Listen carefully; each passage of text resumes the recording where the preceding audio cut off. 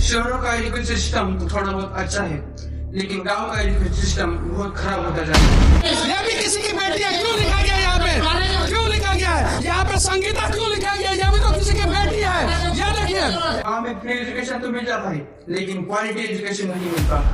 सरकारी स्कूल के मास्टर साहब का बच्चा प्राइवेट स्कूल में पढ़ता है।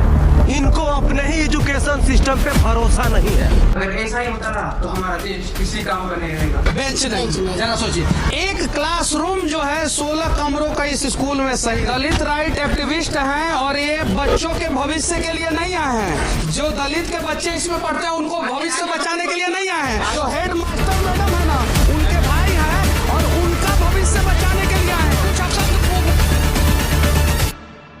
इंडिया में 15 लाख से ज्यादा स्कूल और इसमें प्राइवेट, गवर्नमेंट और एडेड स्कूल्स सारे स्कूल्स शामिल। और इन सारे स्कूल्स में 24.8 करोड़ स्टूडेंट्स पढ़ते हैं। इन 15 लाख स्कूल्स में से 69% गवर्नमेंट स्कूल्स है और 22.5% प्राइवेट स्कूल्स हैं। और इन सारे स्कूल्स में 28 लाख टीचर्स हैं। इसमें एक बात ध्यान देने वाली है दोस्तों, स्कूलों की कुल संख्या स्थिर रही है, लेकिन शहरों की इसमें हिस्सेदारी बढ़ी है।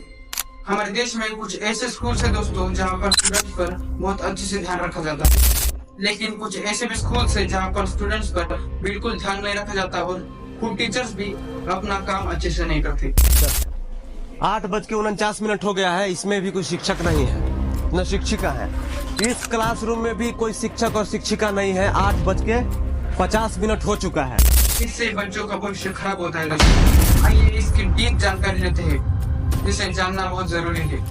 चाबी लेने तो सर तो बैठल थे। अच्छा, चाबी लेने आप गई थी तो सर घर पे बैठे हुए थे और बच्चा लोग घूम रहा है और 8:34 हो चुका है। कब आएंगे? नहीं, कहा नहीं दीजिएगा जवाब, आपको जवाब देना पड़ेगा। आप छोड़िए, हटाइए तब यहाँ से आप। आइए नजर डालते हैं खबर की ओर। गढ़वा जिले से एक बड़ी खबर निकलकर सामने आ रही है। हेलो दोस्तों, शहरों का तो थोड़ा बहुत अच्छा है, लेकिन गांव का एजुकेशन सिस्टम बहुत खराब होता जा रहा है। सबसे पहले हम गांव के एजुकेशन सिस्टम के बारे में बात करते हैं। गांव में बहुत से ऐसे बच्चे हैं दोस्तों जो 10वीं तक गांव में पढ़ाई करते हैं, लेकिन आगे की पढ़ाई के लिए वो शहर की तरफ रवाना हो जाते हैं।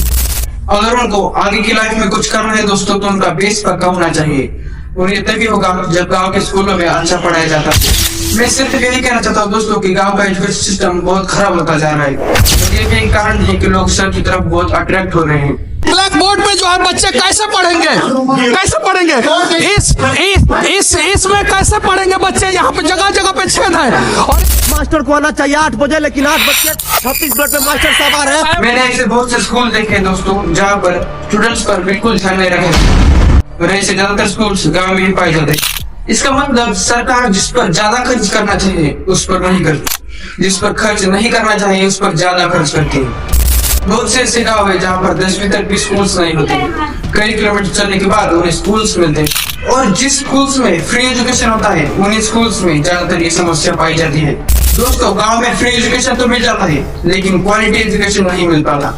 इसलिए अगर गाँव का एजुकेशन सिस्टम हमें सुधारना है तो इसके लिए फ्री क्वालिटी एजुकेशन चाहिए होगा। दोस्तों, अब हम शहर के एजुकेशन सिस्टम के बारे में बात करते हैं। दोस्तों, शहर में ज्यादातर प्राइवेट स्कूल्स होते हैं, लेकिन ज्यादा एडमिशन गवर्नमेंट स्कूल्स में होते हैं। इसका सबूत आप देख सकते हैं। इसका क्या कारण हो सकता है? ऐसा सवाल यहाँ पर उठता है। इसका सिर्फ यही कारण है दोस्तों, बजट से ज्यादा फीस। यूपी के प्राइवेट स्कूल में तकरीबन 10% की फीस में बढ़ोतरी हुई है, जिसकी वजह से जाहिर सी बात है एक मिडिल क्लास फैमिली पर इसका सीधा असर होगा।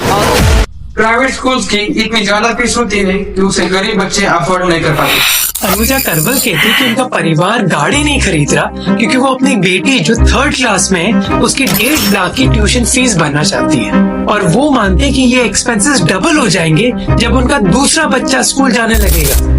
लेकिन जो बच्चे इन प्राइवेट स्कूल्स में पढ़ते हैं उनकी एजुकेशन की तरफ अटैचमेंट ज्यादा बढ़ती है और यही कारण है कि प्राइवेट स्कूल के बच्चे बहुत ज्यादा स्मार्ट होते हैं।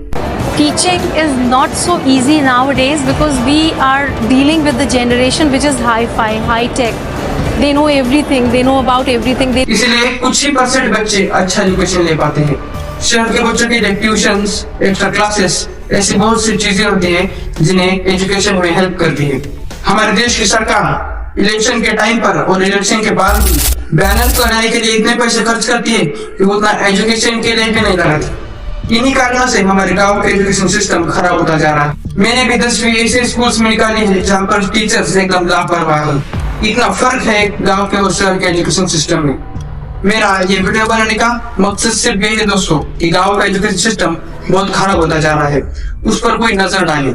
झारखंड का भूखल टीवी ये चैनल देखिए दोस्तों, जहाँ पर स्कूल्स के हाल दिखाए गए हैं। ये वीडियोस देख के आप हैरान हो जाएंगे दोस्तों। और इस वीडियो में जो देखो दोस्तों, एक बच्चा है 8वीं क्लास का, और 8वीं क्लास के बच्चे को ही कह दिया कि 8वीं के बच्चे को पढ़ाओ, और टीचर्स खुद घोड़े बेचकर सो रहे हैं। 7वीं और 8वीं का पढ़ाई हो रहा है। Yes sir. 7वीं और 8वीं का आप शिक्षक हैं? नहीं सर, क्या है? ये स्टूडेंट है, कहाँ के स्टूडेंट हैं? मतलब इसी स्कूल के हैं। कौन से क्लास में पढ़ते हैं? 8 क्लास में। 8 क्लास में पढ़ते हैं और 7वीं और 8वीं को पढ़ा रहे हैं। ये रिपोर्टर टीचर्स की असलियत दिखाता है तो उसे सीधा जेल में भर्ती करा दिया। गांव से टीपू सुल्तान खान उर्फ समर झारखंडी को गिरफ्तार किया। यह जानकारी देते हुए गढ़वा के पुलिस अधीक्षक अंजनी कुमार झा ने बताया कि उक्त यूट्यूबर द्वारा पिछले दिनों मुख्यमंत्री विधान और ये इतना ठीक नहीं रहा। उस रिपोर्टर को टीचर्स ने पीटा भी।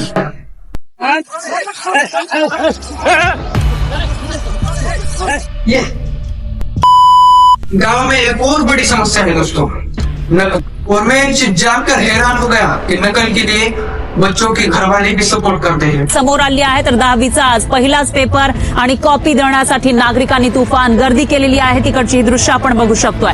तर ही गर्दी पाहून पोलिसही हतबल झाले। त्यामुळे परीक्षेच्या पहिल्याच दिवशी कॉपी मुक्त अभियानाचा धज्जा उडाल्याचं दिसून आलं आहे। त्याची एक अगर ऐसा ही होता ना तो हमारा देश किसी काम का नहीं रहेगा। अगर इसे जड़ से मिटाना है दोस्तों तो हम सबको इस पर ध्यान देना होगा दोस्तों। हमारे देश के हर राज्य में ऐसी समस्याएं हैं कि गांव में खराब और अगर ऐसा ही चलता रहा तो हमारे देश को डूबने से कोई बचा नहीं सकता दोस्तों। आज के लिए बस इतना है दोस्तों, लेकिन हमारे देश को आगे बढ़ाना है तो सबसे पहले एजुकेशन सिस्टम अच्छा होना चाहिए दोस्तों। अगर आपको ऐसे ही इंफॉर्मेशन चाहिए तो हमारे चैनल को सब्सक्राइब जरूर करना। हमारे देश के नेता वोट मांगने के लिए होते हैं, देश सुधारने के लिए नहीं। गांव के बच्चे देश सुधारने के लिए होते हैं, देश बिगाड़ने के लिए नहीं। धन्यवाद दोस्तों।